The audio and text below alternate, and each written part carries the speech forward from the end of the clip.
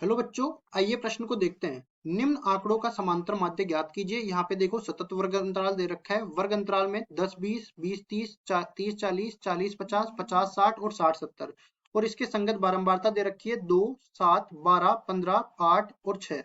अब देखिए, प्रश्न को हल करने से पहले इसकी मुख्य अवधारणा के बारे में चर्चा कर लेते हैं। मुख्य अवधारणा मुख्य अवधारणा में सबसे पहले हम लोग सूत्र देखते हैं समांतर माध्य का। समांतर माध्य समांतर माध्य में हमें इसको x बार से निरूपित कर देते हैं और ये बराबर हो जाएगा सिग्मा एफ आई गुणा में एक्स आई।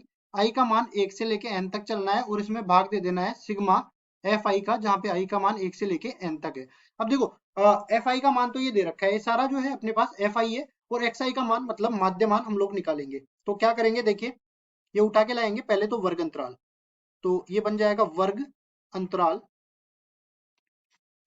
कितना, 10 से 20, 20 से 30, 30 से 40, 40 से 50। एक काम कर लेते हैं, थोड़ा ऊपर सरका देते हैं इसको, इसको हटा देते हैं। तो ये देखिए अब हो जाएगा अपने पास ये 50 से 60 और 60 से 70, यहाँ तक आ गया। अब इसके बाद इसकी बारंबारता एफ आई से इसको निरूपित कर देता हूँ, जो कि है 2 7 12 15 और 8 और ये 6। अब इसके बाद इसका माध्यमान, माध्यमान कैसे निकालते हैं, ऊपरी सीमा प्लस निम्न सीमा बटा में 2। ठीक है, तो ऊपरी सीमा 20, निम्न सीमा 10, 20 प्लस 30, 20 प्लस 10 30 हो जाएगा, 30 बटा में 2 15 हो जाएगा, तो ये 15। अब देखो आगे के लिए निकालने की जरूरत नहीं है, अब इनका वर्ग अंतराल देखेंगे तो 10 का वर्ग अंतराल है इनके बीच में, तो 10 10 इसमें जोड़ते चले जाएंगे। ये 25 हो जाएगा, ये अपने पास 35 हो जाएगा, ये अपने पास 45 हो जाएगा, ये अपने पास कितना 55 हो जाएगा और ये अपने पास 65 हो जाएगा। इसके बाद हम लोग निकालते हैं यहाँ पे एफ आई गुणा में एक्स आई। तो यहाँ पे हम लोग देखेंगे, देखिए 15 गुणा में 10 हम लोग निकालते हैं तो ये आ गया 30 के बराबर। अब देखो ये 25 7 175 होता है, ठीक है, 25 का 150 होता है और 25 7 175 होता है, तो ये आ गया 175।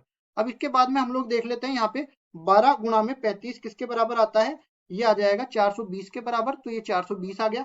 इसी तरह 15 गुणा में 45, तो 15 गुणा में 45 हो जाएगा 675 के बराबर, 675 ले लिया।